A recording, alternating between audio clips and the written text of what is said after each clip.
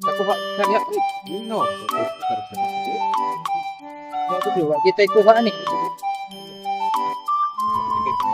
Mabot na taro nga to suki ro sa mamalis sa itong isda. Mamaya try to bisa.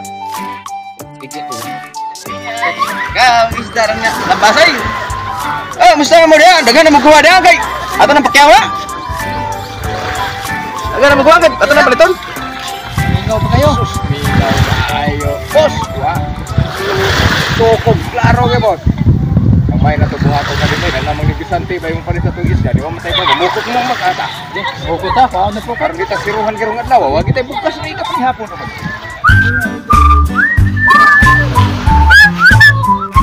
Am lagi ni atong amigo dahil bantol. Ano na pokotin na tamahago ani na po.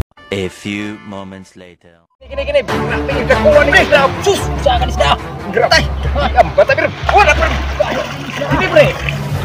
Kuha gina ni isda pre. Kusam ni isda. Ay pa palugak-lugak lang gamay kay Kamuhi na. Kusam isda ni. kay ato ni luyahon. Ah, tuna ni. Ato dagot.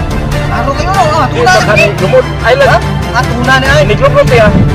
Ayaw hilap di kay karon maluya sa siyang lumot kay kung ato ni siyang pugson magputol ang pugson. Ko may dakot ba. Okay, Na? Ay!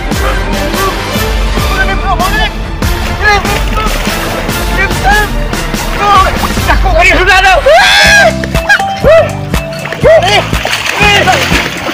Ako berapa?